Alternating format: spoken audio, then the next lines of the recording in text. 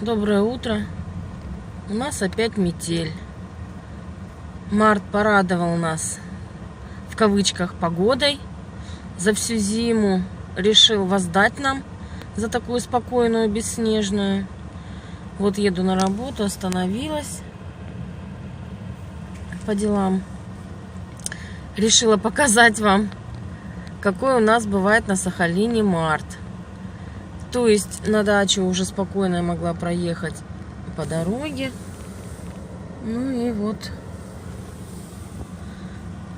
Вот такая вот ситуация. Ситуевина.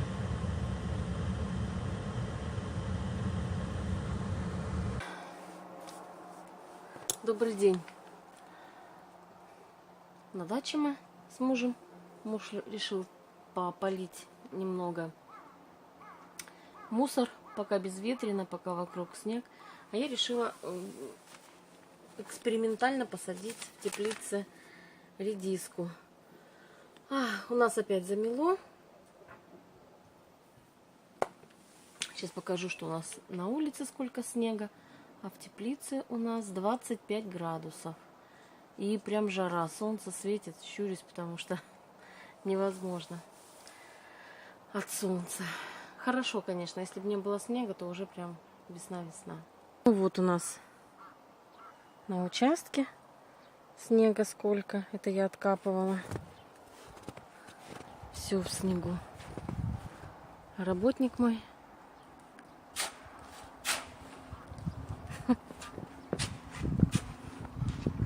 Так. Ну вот они в грядке в теплице. Сейчас я взяла уже лопату. Вскапывать я, конечно, их не буду. Так, расшебуршу землю, потому что она слежалась. Я 2 раза закидывала снег. Расшебуршу сейчас и посажу редиску. А завтра хочу посадить на зелень лук-семейку. Простой, обычный вот такой вот лучок не нашла что-то сегодня. А у мамы очень много семейки. Хочу посадить, попробовать семейку. На зелень раннюю. У меня посажен в зиму. На зелень тоже, на головку я не делаю, у меня не получается. Ну, попробую, конечно, в этом году. Может, в этом году мне повезет. А так только в основном на зелень. Ну, все, сейчас как бы взбодрю грядочку и покажу. Земля в теплице у нас плохая. Окультуриваем мы ее уже 3-й год. Потому что очень дорого было ставить теплицы. А еще если завозить землю, то это вообще золотые растения станут. Поэтому мы покупаем только навоз. Землю, конечно, мы не покупаем. Навоз тоже машину покупала года 2 назад. Ну вот видите, солому стелила, остатки соломы сейчас перекапываю. Солому я как мульчу делала, потом солому убирала. Ну вот остатки просто закопаю. Все, мне кажется, это тоже немножко культурит почву. Сплошные сорняки здесь были, сплошной хрен. Полей убираю сейчас еще. Ну, постепенно, я так думаю, постепенно все культурит. Здесь песка покупали машину. Такой хороший песок был. Черный, который ценится тоже сюда. Я так думаю, под редиску земля вообще очень хорошо пойдет с песочком, такая дренированная и легкая. Ну, потом зелень не берем, уже будем помидоры сеять. В теплице уже 36-37 градусов. Реально невыносимо. Солнце светит. Открыла немножко постоять возле двери. Ну, мой огородный сезон открыт. Сейчас покажу. Редьки я уже набила, землю взрыхлила. Сажать буду редис 3 видов. 18 дней называется. Так, французский завтрак. И что-то еще. Что-то еще сейчас посмотрю. Так. Французский завтрак. Да и фиг знает, что-то там еще. Потом скажу. Вот. Сейчас покажу рядочки, как набила. Ну вот, взрыхлила, набила вот этой палкой. приспособлением вот таким. Вот она вот такая вот. Раз. Утрамбовала немножечко. Сейчас посажу. Близко к краю грядки сажать не буду. Обложу все бутылками с водой. Чтобы оно за день нагревалось, а потом ночью отдавало тепло. Потому что ночью, естественно, здесь будет холодно. Ну вот так. Так, глубоко, чтобы не уходило.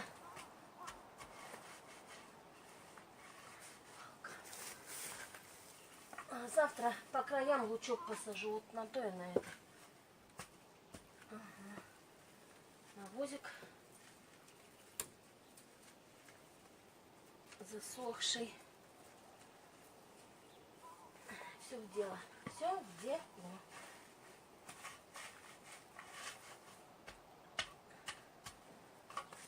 Ну вот так вот у меня получилось. Вот такая вот территория.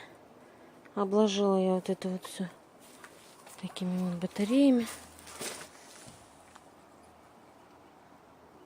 самодельными. Вот такая территория. Завтра посмотрю, что будет, какую территорию засажу луком. Ну вот, в этом году у меня все, абсолютно все экспериментальный такой эксперимент, так скажем. Экспериментальными способами я все это делаю. Не знаю, накрывать пленкой, не накрывать. Пленку что-то не могу найти. Сейчас посмотрю.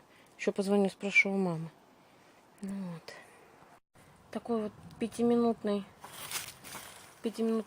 отвлечение по поводу стресса в нашей жизни. Проходила диспансеризацию по годам. Решила пройти. Прошла и выявили заболевание щитовидной железы, хроническое. Сказали, выписали лекарства, сказали принимать лекарства каждый день, всегда. Как сказали, всегда, но через 2 месяца там будут контрольные анализы. Спросила, не очень хочется пить лекарства, спросила, может быть, диету какую-нибудь пособлюдать. Не знаю, там какие-нибудь народные средства. Она сказала, диета бесполезна, как бы это не из-за диеты. Все от стресса. Основная причина это стресс. Вы, говорит, если можете избавиться от стресса, то, может быть, и не понадобится лекарство. Да, мы как бы с ней посмеялись по этому поводу, по поводу того, избавиться как от стресса.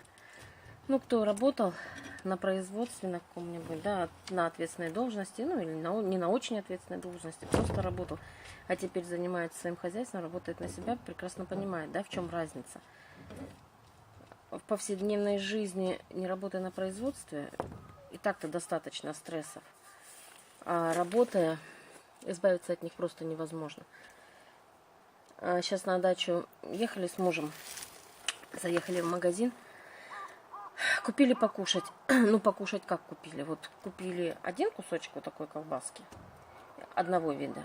И вот поменьше 2 кусочка другого вида. И кило 300 сарделек. Заплатили 850 рублей. Стрессанула. Ничего не купила, 1000 отдала. К этой колбаске же нужно еще, да? Что-то. Жара в теплице вообще невыносимая. Ну вот по поводу стресса. Хочется его избежать, и как его избежать, непонятно. У тебя что, 2 батарейки? Алиэкспресс рулит.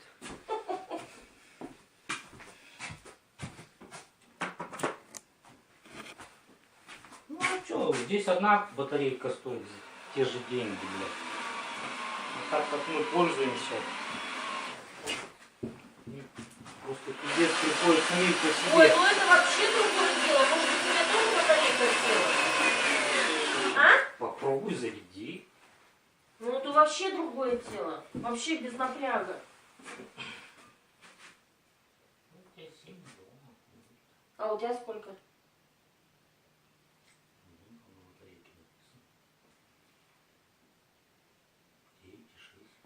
Ну, не намного-то и мощнее. Ну, не намного мощнее, как раз вот этого чуть-чуть не хватает, может быть. Не, просверленные должно и твои, в принципе, хватать. Сверлить может там. Так, душенька. хорошо. Че, раком говоришь, не надо? Ну это ж спине. Я говорю, вон там пенопласт есть, возьми просто под коленки пенопласт. Брось.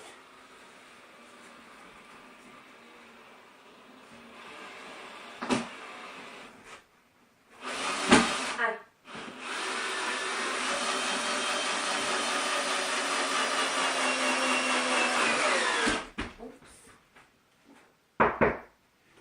А ты эту всю мне дырки сделал, да? А? Эту полосу всю дырки мне сделал, просверлил. Да. Сеньки, Сеня.